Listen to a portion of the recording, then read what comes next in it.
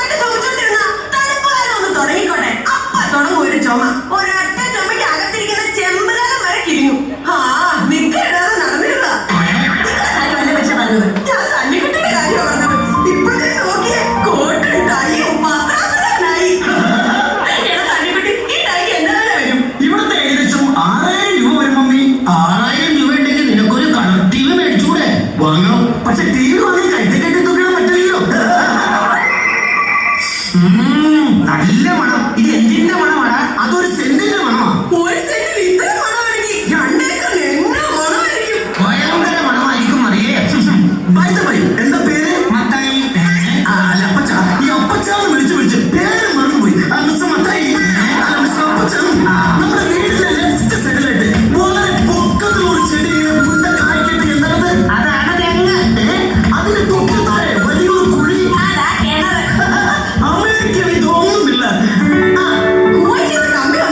കുറച്ച് മണലും സിമെന്റും കൂടെ വന്നിരുന്നെങ്കിൽ അടുക്കളുടെ പണിയൊന്നും തീർക്കായിരുന്നു.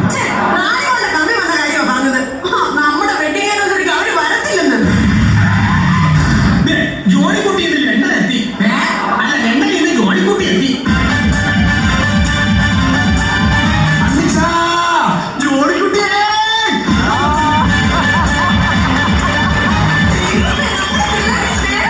കൊല്ലങ്ങൾ കൂടി കാണുന്നതല്ലേ നീ കെട്ടി പിടിച്ച് സന്തോഷിക്കട്ടെ.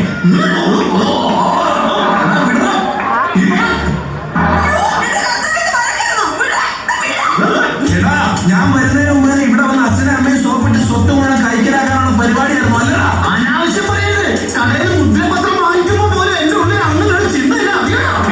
നേരം എടുക്കുമ്പോ തന്നെ ഇങ്ങോട്ട് കെട്ടിയെടുത്തത്. നിനക്ക് ആദ്യം ഒരു കെട്ടിയെടുക്കാൻ പാടില്ല. ഒന്നുമില്ലെങ്കിൽ ഈ വീട്ടിൽ ഞാനല്ലടാ മൂത്തത്. നീ മൂത്തതല്ല, നീ മൂത്തതാ. എന്നെക്കാളും മൂത്തതാണ് നിന്റെ ഭാര്യ.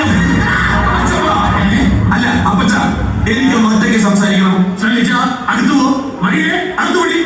ഞാനും അടുത്തു പോവാ. നീ ഒറ്റക്ക് നിന്ന് പൊതി തീരുമാനം സംസാരിക്കാം. ഒരു സിഗരറ്റ് തന്നാ മതി. ഞാൻ മൂടി എത്തിക്കോളാം.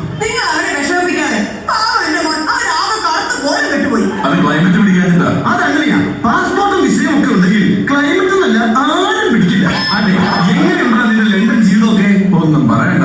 പറയണ്ട, അതന്നെ പറയാം. അവിടുത്തെ മലയാളികൾ തമ്മിൽ യാതൊരു ഐക്യമില്ല. ഇന്നലെ തന്നെ മാഞ്ചസ്റ്റർ ജംഗ്ഷനിലെ മുറുകക്കടയുടെ അടുത്ത് വെച്ച് ഒരു മലയാളിയെ 8-10 സായിപ്പന്മാരും കൂടെ പട്ടിയെ തല്ലുന്ന പോലെ തല്ലിയിട്ടും ഒറ്റ മലയാളി പോലെ തിരിഞ്ഞു നോക്കില്ല. അറിയോ? നീ ഒരു മലയാളിയല്ലേ, അപ്പൊ നിനക്ക് ചോദിക്കാനില്ലേ? അത് ശരി, ഞാൻ നിന്ന് അടി കൊള്ളുകയും ചെയ്യണം, ഞാൻ തന്നെ അത് ചോദിക്കുകയും ചെയ്യണം.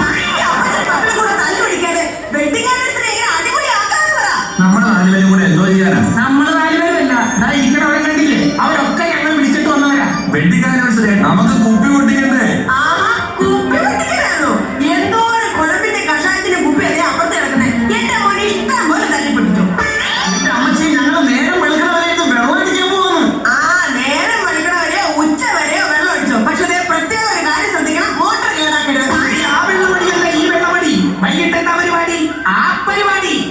അപ്പച്ചന്റെ കാര്യം പിടിയിട്ടേ. അതുകൊണ്ടാണ് അപ്പച്ചന് വേണ്ടിയിട്ട് ഞാൻ 2 ജോഡി ഭാഗങ്ങളുടെ ഫുള്ള് ലണ്ടനിൽ നിന്ന് കൊണ്ടുവന്നത്.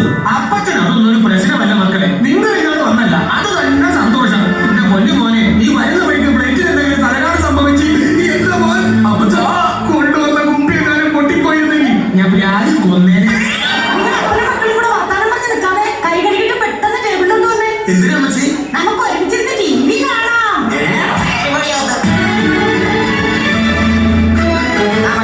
ഇപ്രാവശ്യത്തെ വിവാഹ വാർഷികം പത്രത്തിൽ കൊടുക്കണം. അതെന്തിനാ അപ്പച്ച? എന്റെ പൊന്നു മക്കളെ, ഞാൻ ഞാൻ ഇത്രയും കാലം നിന്റെ അമ്മയുടെ കൂടെ ജീവിച്ചിരിപ്പുണ്ടെന്നുള്ള കാര്യം നാട്ടുകാരെന്ന് അറിയട്ടടാ. അതൊക്കെ പോട്ടെ, ഇനി എന്താ അടുത്ത പരിപാടി? എന്തായാലും എന്റെ വെഡിങ് ആനിവേഴ്സറിയിൽ നമുക്ക് കേക്ക് മുറിക്കാം. എന്റെ ഓർമ്മ തേക്ക് മുറിക്കാൻ ഞാൻ സമ്മതിക്കത്തില്ല. അയ്യോ കേക്കല്ലടാ കേക്ക്. കേക്കും തേക്കൊക്കെ മുറിക്കുന്ന കാര്യം അവിടെ നിൽക്കട്ടെ, ബാക്കി കാര്യങ്ങൾ എന്താണ് അപ്പച്ചനോട് പറഞ്ഞ്? അല്ല എന്റെ പൊന്നുമക്കൾ സണ്ണിക്കുട്ടി എന്തോ ഉദ്ദേശിച്ചേ? എന്താ ഉദ്ദേശിച്ചോ? ഞാൻ ഉദ്ദേശിച്ചത് വേറൊന്നുമില്ല, നമ്മുടെ സ്ഥലം വീതം വെക്കുന്ന കാര്യം തുറന്നു പറയാം. അപ്പൻ നിന്നെ അറിയുന്ന ആളെ ജീവിച്ചിരിക്കും തോന്നുന്നില്ല, അതുകൊണ്ട് ആ ഭാഗം പങ്ക് നടത്തണം. എന്റെ പൊന്നുമക്കളെ അതെനിക്കറിയാം, അതുകൊണ്ട് അപ്പൻ അതെല്ലാം കരുതി കൂട്ടി ചെയ്തു വെച്ചിട്ടുണ്ട്. അപ്പച്ചന്റെ മൂത്ത മോനായ സണ്ണിക്കുട്ടിക്ക് അപ്പച്ചൻ എന്തൊക്കെയാ കരുതി വെച്ചേക്കുന്നത്? അപ്പച്ചന്റെ ഏറ്റവും ഇളയ മോനായ ജോഡിക്കുട്ടിക്ക് അപ്പച്ചൻ എന്തെങ്കിലും കത്തിക്ക് തന്നെങ്കിലേ പറ്റും. അയ്യോ നിനക്ക് കട്ടിക്കും ഇവന് കനത്തിനുമുണ്ട്. എന്റെ മൂത്ത മോൻ സണ്ണിക്കുട്ടിക്ക് മൂന്നാറിലെ 380 ഏക്കർ റബ്ബർ എസ്റ്റേറ്റും കോതമംഗലത്തെ 280 ഏക്കർ തേയിലത്തോട്ടവും അടിമാലിയിലെ സെക്കൻഡ് ക്ലാസ് തിയേറ്ററും.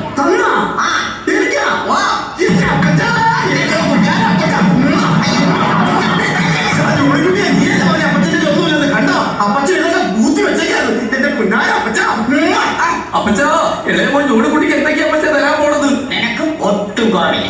എറണാകുളം പാലാരിവട്ടത്തുള്ള 20 ഏക്കർ സ്ഥലം, അങ്കമാലിയിലെ പെട്രോൾ പമ്പ്, കാലടിയിലെ തുണിക്കട, പോരാഞ്ഞിട്ട് എന്റെ ബാങ്ക് ബാലൻസ് 50 ലക്ഷം രൂപ.